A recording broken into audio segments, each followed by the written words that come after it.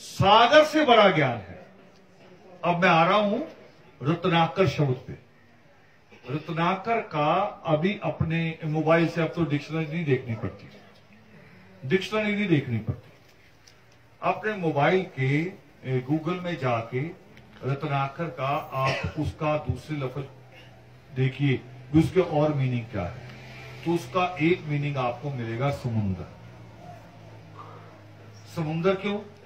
ये शब्द है दो रतन और कार, रत्नाकर, यानी जहां रतन हो तो हीरे जवाहरात कहां से निकलते हैं? समुंदर से।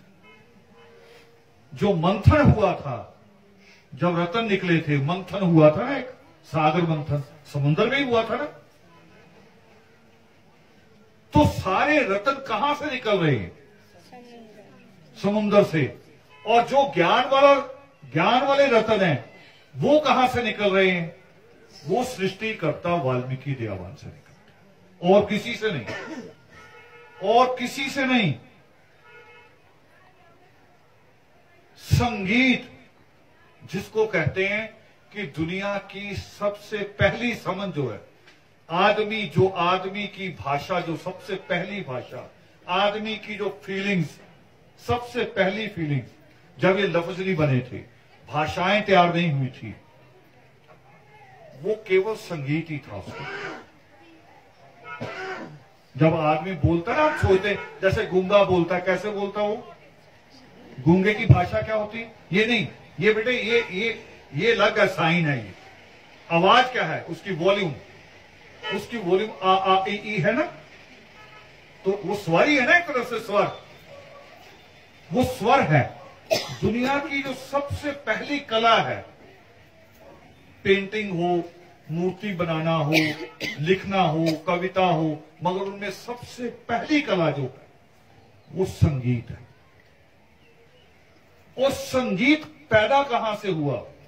ये भी अपनी लाइब्रेरियों से निकाल देना किताबें। संगीत सृष्टिकर्ता वाल्मीकि दयावान से पैदा हुआ है। और संगीत की पहली देवी सरस्वती नहीं है, ये भी समझ लो। सरस्वती ब्रह्मा की लड़की थी,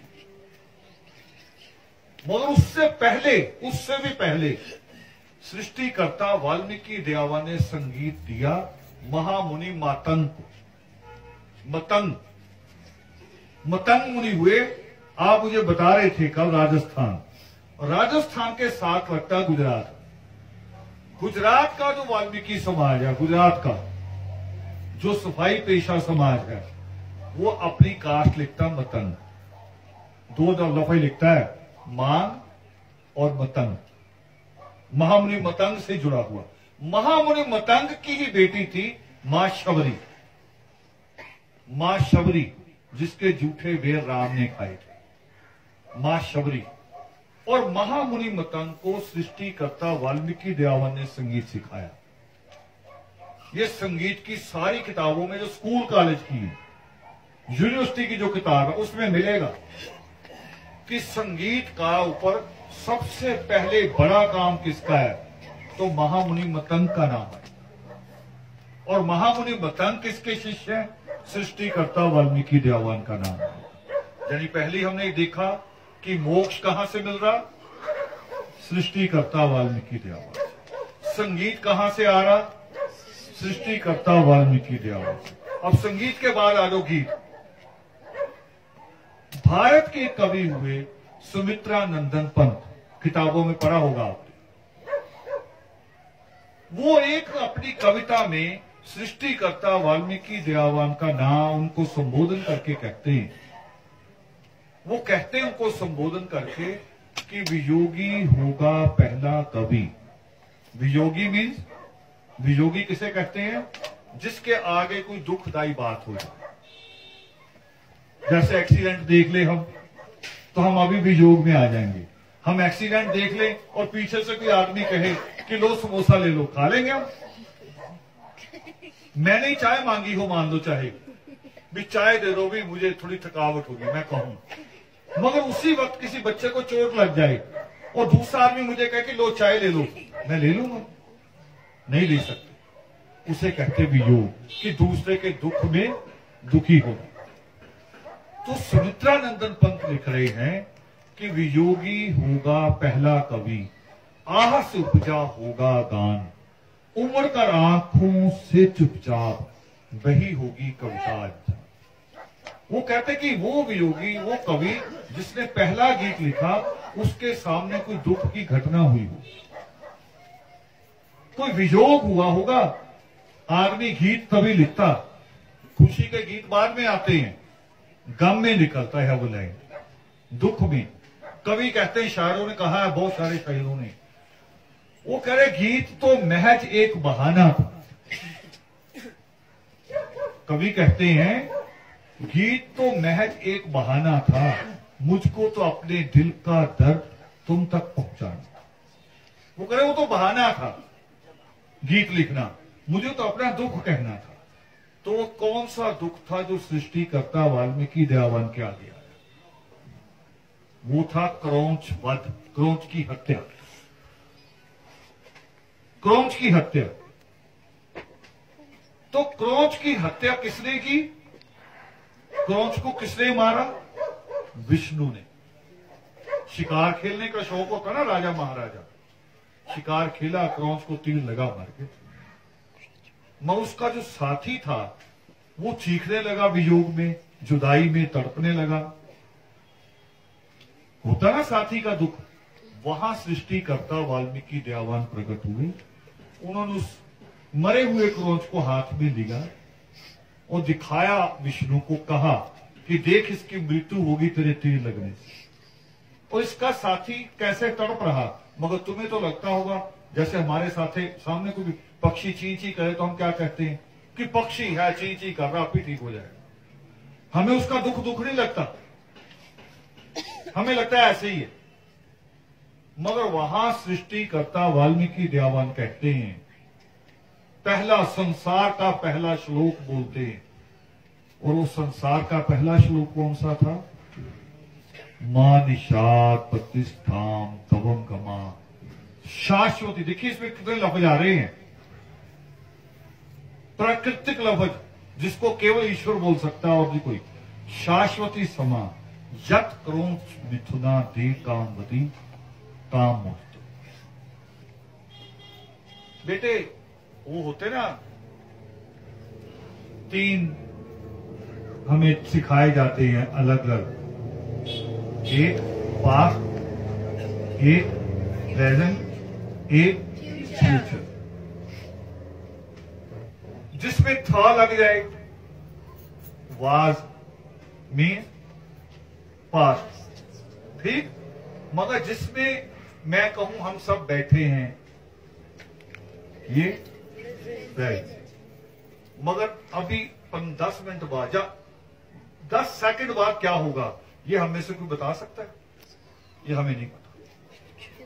जो होगा वो गा वाला, फ्यूचर वाला, विल बी, वो तो नहीं कह सकता कोई भी। जो मां निषाद उनका पूरा श्लोक है वो विल बी है कि ये होगा। वो कहते हैं कि जैसे तुमने क्रौंच पक्षियों को जुदाई का दुख दिया, तुम्हें भी अगले जन्म में अपने साथी से ऐसे ही बिछुड़ना होगा और उस पीड़ा को भोगना होगा। ये पहले श्लोक का अर्थ है। ये कौन कह सकता है? ईश्वर के अलावा दूसरा नहीं। वो कह किसे रहा है? विष्णु को, आम इंसान को नहीं कह रहा, विष्णु को। और वही हुआ कि नहीं हुआ? विष्णु फिर जब राम बन के आए तो सीता से बिछड़े। और जब सीता बिछड़ी तो राम क्या करते हैं? पेड़ों से, पर्वतों से पूछते हैं कि सीता कहां? कहते ना सीते सीते करते घूमते। पेड़ और पर्वत कभी बोले? उस समय भी नहीं बोलते थे। ये दुख होता है। जैसे मैं अभी पेन रख के भूल जाऊं, पेन 10 रुपए का पेन रख के भूल जाऊं, मगर 10 रुपए नहीं, फिर भी मैं कितनी बार देखूंगा कहां रखा, इधर रखा, उसको उठाऊं, उसको दे पेन। और साथी अगर कहीं बिछड़ जाए फिर दुख कितना होगा, उसकी तो कोई सीमा ही नहीं है। और ये सृष्टिकर्ता वाल्मीकि दयावान कहते हैं। और जानते हैं इसका असर क्या हुआ? इसका असर ये हुआ कि जब राम वही विष्णु जब राम के जन्म में आए और जब सृष्टिकर्ता वाल्मीकि दयावान को मिलने के लिए गए उनके आश्रम में, तो लंबे लेट के दंडवत प्रणाम किया और कहा क्या, उनको पता कौन सा लफ्ज दिया? जैसे मैं कहता कि जो हमें दवाई देगा वो कौन होगा? डॉक्टर। जो गीत सुनाएगा वो कौन होगा? गायक। जो लिखेगा वो कौन होगा? राइटर, है ना? तो राम उनके आगे पता क्या कहते लेट के, कि तुम त्रिकालदर्शी मुनिनाथा। देखो पहला लफ्ज त्रिकालदर्शी। अभी मैंने 3 काल की बात की, 3 काल की बात की, कौन कौन से? Past, present, future. और राम कह रहे सृष्टिकर्ता वाल्मीकि दयावान को कि तुम त्रिकालदर्शी मुनिनाथा। मुनिनाथा कि सारे देवी देवताओं के नाथ, मालिक। नाथ मैंने मालिक, तुम सबके मालिक। और आगे लाइन में क्या बोलता कि विश्व बिदर। बिदर मीन्स बेर। विश्व बिदर जिन तुमरे हाथ, कि आपके हाथ में ये संसार एक बेर के समान है। किसके हाथ में हो सकता है? किसी के हाथ में डलहौजी आ सकती है ऐसे बेर के समान, खाली डलहौजी? धरती तो बहुत बड़ी है ना, नहीं आ सकती ना। तो जिसके हाथ में पूरा संसार बेर के समान आ जाए, वो ईश्वर के अलावा, गॉड के अलावा दूसरा हो सकता है? वो गॉड। ये उनकी खूबी है। वो जो उल्ट पुल्ट कहानियां आती है ना, वो पता कब आती हैं? कब आती हैं? जब मैं किसी से अच्छा ना बन पाऊं। जब मैं, बच्चा मुझे कल कितनी बातें बता रहा जो मैंने नहीं सुनी कई बार। अभी मैं और बात करूं तो मेरा और ज्ञान बढ़ जाए, मगर मैं अब इससे बड़ा बनने के लिए वो ज्ञान तो ना सीखूं, तो बड़ा बनने के लिए इसमें वो बुराइयां पैदा कर दूं कि नहीं वो बच्चा तो कुछ भी नहीं, उसका तो नाक चोरा है ना, उसको और भी बुरी बातें कह सकते हैं, उसको बैठना नहीं आता, उसको बोलना नहीं आता, कुछ भी कहो। यानी बच्चे को बुरा साबित करके फिर अपने आप को अच्छा साबित करो, तो ये अच्छा होगा। अच्छा बनने के लिए हम उससे अच्छे बनो, और उससे भी अच्छे बनने की जरूरत नहीं। सारे अच्छे बन जाओ तो समाज अच्छा होगा। किसी से अच्छा बनने की जरूरत नहीं, सारे अच्छे बन जाओ। तो वो जो बातें जोड़ी जिसको यहां अभी उठाया, वो बातों के बारे में इलाहाबाद यूनिवर्सिटी, आम आदमी की बात नहीं कर रहा, एक अंग्रेज विद्वान आए रामायण के ऊपर रिसर्च करते। पहले उन्होंने हिंदी भाषा सीखी, फिर संस्कृत सीखी। हिंदी भाषा और संस्कृत भाषा सीखी जब, उसके बाद इलाहाबाद यूनिवर्सिटी से उन्होंने रामायण के ऊपर पीएचडी किया। पीएचडी यूनिवर्सिटी की सबसे फाइनल डिग्री, उसके आगे डिग्री नहीं होती। पीएचडी किया, डॉक्टर ऑफ फिलॉसफी। उसके ऊपर फिर जो पीएचडी किया उस पर किताब छपी, उस किताब का नाम है राम कथा। और कौन थे जिसने लिखी? वो कौन अंग्रेज विद्वान थे? डॉक्टर कामिल बुल्के। नाम नोट कर लो, काम आएगा। डॉक्टर कामिल बुल्के। और डॉक्टर कामिल बुल्के इसी सवाल पे, जिस सवाल पे मुझे गुस्सा आ गया, डॉक्टर कामिल बुल्के लिखते हैं कि ऐसा कोई प्रमाण पुराने ग्रंथों में नहीं मिलता, और ये इल्जाम सिर्फ इसलिए लगाया गया ताकि राम को ऊपर लाया जा सके। क्यों? राम के क्रिएटर कौन है? राम का क्रिएटर कौन है? राम किस ग्रंथ का पात्र है? रामायण का। रामायण का एक ही पात्र है कोई? उसमें बहुत सारे पात्र हैं, और भी ना कितने लोग रोल कर रहे हैं, कितने उसमें लोग हैं। राम है, महात्मा रावण है, और महात्मा रावण तो बहुत एडवांस है, जहां तक हम सोच नहीं सकते। जब उनकी मृत्यु हुई, तो वाल्मीकि रामायण में लिखी बात बता रहा हूं, तो मृत्यु से कुछ दिन पहले तक वो 3 चीजों के ऊपर रिसर्च कर रहे थे। देखो रिसर्च तो कितने विद्वान होंगे? मैंने शुरू में कहा ना कि उनके 10 सिर नहीं थे, 10 विद्वानों जितना उनके पास ज्ञान था। महात्मा रावण ने संगीत का साज भी बनाया। संगीत, आप जिस राजस्थान से हैं वहां की ट्रेनों में, वहां के जो टूरिस्ट प्लेस है, एक बांस होता, सीधा लंबा बांस, उसको तार लगी होती है, लोग बजाते हैं। कभी उनसे पूछना इसका असली नाम बताओ, बताते नहीं है, थोड़ा डरते हैं, क्योंकि रावण का नाम लेते ही लोग सोचते बुरा बुरा। वो बुरा था नहीं उसमें कुछ। मां सीता उसके पास रही, पवित्र थी कि नहीं थी? तो इससे बड़ी अच्छाई और क्या हो सकती? एक औरत किसी पराई जगह रहे कई महीने और फिर भी आके वो पवित्र हो, तो उसके पीछे किसका हाथ है? उस आदमी का हाथ है, महात्मा रावण। तो उस साज का कभी नाम पूछना आप, भी बताओ इसका असली नाम क्या है? उसका असली नाम है रावण हत्था। महात्मा रावण ने बनाया था, महात्मा रावण ने। और जब उनकी मृत्यु वाली बात जो मैं बता रहा हूं, अंतिम समय में उनकी लैब में तीन चीजों के ऊपर रिसर्च हो रही थी, जिसमें एक ऐसी चीज थी जिससे पूरी दुनिया सोचती कि ये तो बड़ी अच्छी चीज, कि वो रिसर्च कर रहे थे कि जब सोने की चमक होती है, सोने में चमक होती है ना, भी चमक तो होगी ही, इसमें महक भी होनी चाहिए। अलग महक की जरूरत ना पड़े, बस आपने एक चेन पहन ली, एक कड़ा पहन लिया, तो आपको उसमें से महक भी आए सारी उम्र। इस पे रिसर्च कर रहे थे। अगली रिसर्च उनकी हो रही थी, उनके पास हवाई यान तो थे, एरोप्लेन। अगली रिसर्च थी कि हमने दूसरे ग्रहों पे जाना है, ये वाल्मीकि रामायण में लिखा हुआ है। तीसरी रिसर्च उनकी थी जिसको आप कहते हैं बिजली। बिजली क्या चीज है?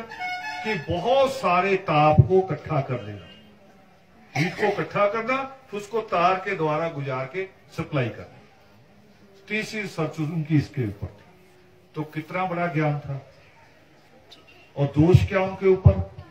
एक मां सीता का, और दूसरा दोष क्या उनके ऊपर लगाते हैं कि जी यज्ञ भंग करते थे। अब सोचो, सिंपल सी बात सोचो, आप घर बना रहे हो और घर के बाहर वो सीढ़ियां बना रहे हो उतरने के लिए, और एक शराबी आए उसमें लात मार के चला जाए, अभी ताजी ताजी में तोड़ के निकल जाए, किसको गलत कहेंगे? शराबी। मगर आप सीढ़ियां बनाए और नगर पालिका का अधिकारी आके तोड़े, फिर किसको गलत कहोगे? किसको गलत कहोगे? जिसने बनाई है। कहेंगे एनक्रोचमेंट है, ये आपने गली में जगह कम है, गाड़ी नहीं निकलेगी, आपने सीढ़ी बाहर निकाल ली तो निकलेगी कैसे गाड़ी? अगर अधिकारी, अगर महात्मा रावण जैसा विद्वान कहता है कि यज्ञ नहीं करना, तो इसको मतलब गलत यज्ञ है कि महात्मा रावण? यज्ञ गलत। वो कह रहे अगर ईश्वर को आपने याद करना तो उसके लिए देसी घी होना क्यों जरूरी है? कि शुद्ध लकड़ियां लाओ चंदन की, उसमें शुद्ध घी डालो। अब जिस गरीब के पास ये ना हो, क्या वो ईश्वर को याद नहीं कर सकता?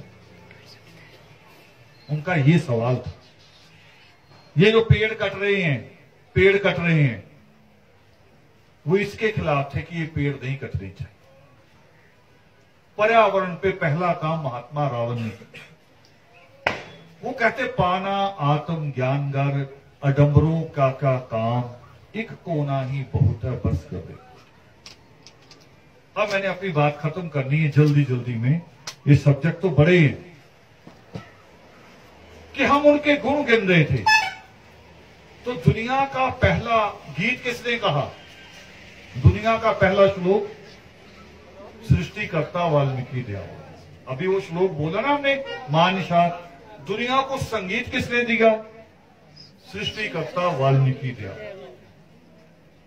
दुनिया को मोक्ष का ज्ञान किसने दिया? सृष्टिकर्ता वाल्मीकि। तो ज्ञान के सागर हो गए कि नहीं हो गए? तो उनको रत्नाकर कहा जा सकता है कि नहीं कहा जा सकता? कह सकते हैं कि वो रत्नों का खजाना है। और जब उन्होंने पहला श्लोक कहा, पहली कविता कही, तो दुनिया ने उनको एक नया नाम दिया, आदि कवि।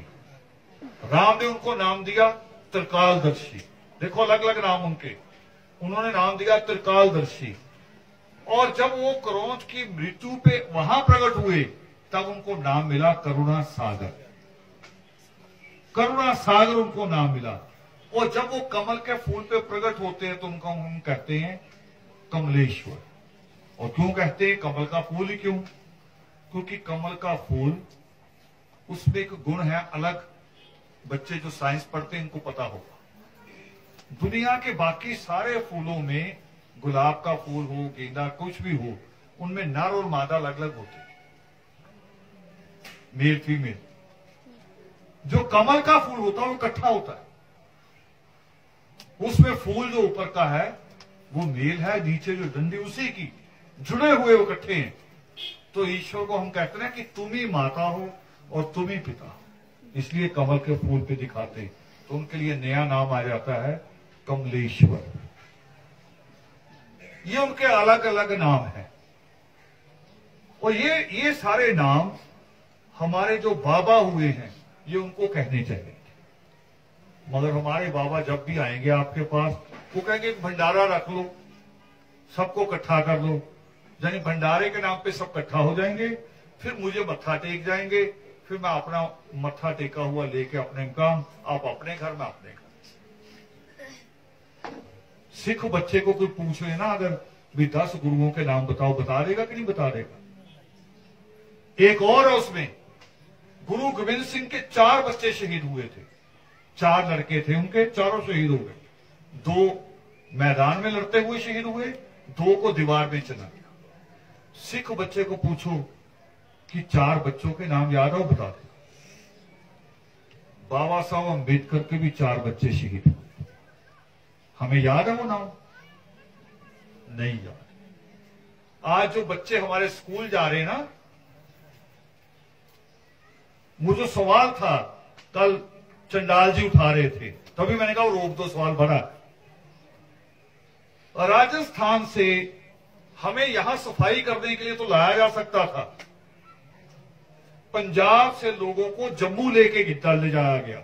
उस पर मैंने लिखा 35B, पंजाब के लोगों को जम्मू लेके गए सफाई के लिए। सफाई के लिए तो ले जाया जा सकता था हमें, मगर स्कूल के लिए नहीं। गांधी ने हमारी बस्ती में आके टोकरी तो उठाई, गांधी ने हमारे 4 बच्चों को स्कूल लेके गया कि इनको स्कूल में एडमिशन दो। ये बाबा साहब अम्बेडकर ने चलाई। उनके 4 बच्चों की शहादत के बाद में 4 बच्चे उनके कुर्बान हुए, तब हमें ये अधिकार है। माइक में मैं जो बोल रहा हूं ना, ये बोलने का अधिकार नहीं मुझे होना खाई, क्योंकि हमें तो धर्म का, पूजा पाठ का अधिकार ही नहीं था। एकलव्य को धक्के मार के निकाल दिया था ना आश्रम से बाहर, हमें भी निकाल दिया जाता। अभी मध्य प्रदेश में हुआ ना, हमारे बच्चों को, 2 बच्चों को पीट पीट के मार दिया।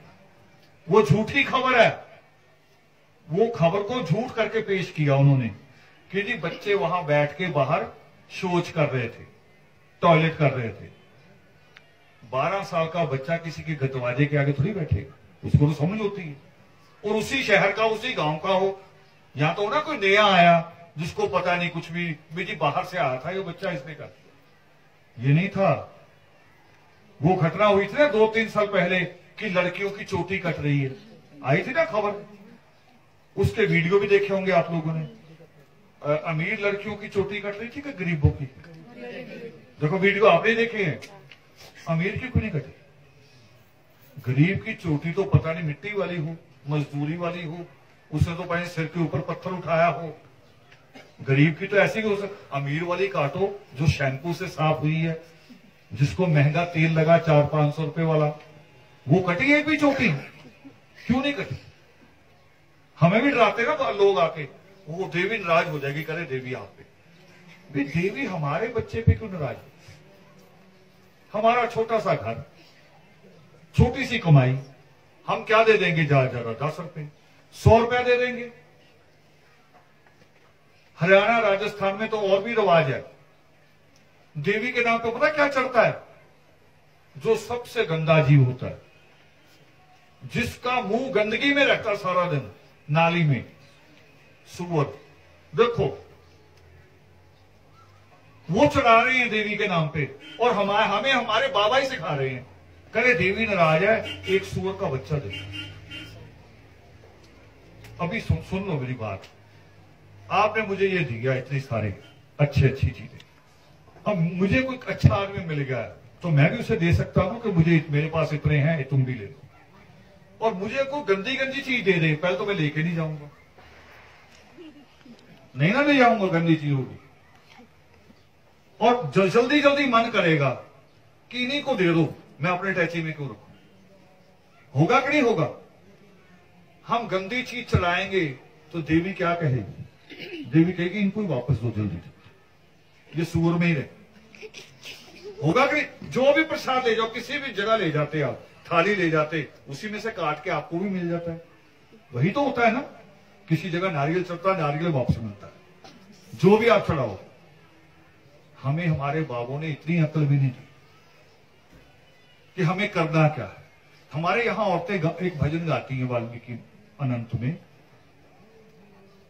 मुझे भजन बहुत अच्छा लगता था, बचपन से सुनता था। आप भी सुनोगे, आपको अच्छा लगेगा।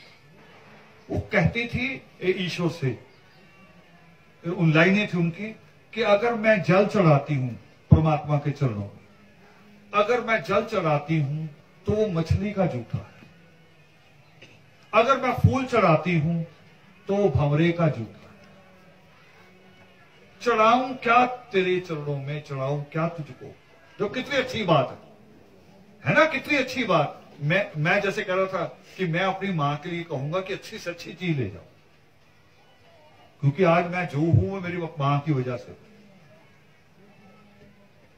तो हम भी तो अच्छी से अच्छी चीज सोचे ना, भी अच्छे से अच्छा क्या चढ़ाए। तो उसको अब घुमा के यहां खत्म कर रहा हूं चढ़ाने के लिए। पहली बात जो मैंने कही थी कि दुनिया के कोई मां बाप ऐसे नहीं है जो ये कहें कि हाथ जोड़ो फिर तुम्हें कुछ मिलेगा। कोई मां बाप नहीं कहते ना अपने बच्चों से, एक ईश्वर ये कहता नहीं, ईश्वर भी नहीं कहते। वो बिना वजह हमें कहे जा रहे, देवी ये कह रही हैं। वो कभी कभी लोग बकरा भी काटते हैं, सूअर भी काटते हैं, मुर्गा भी काटते हैं, और उसके अच्छे पीस कौन चुन के ले जाता है? देखा होगा कभी रिश्तेदारियों में, कौन ले जाता है? वही बाबा जो हमें कहता है चढ़ाओ, वही महंत ले जाता है चुन के।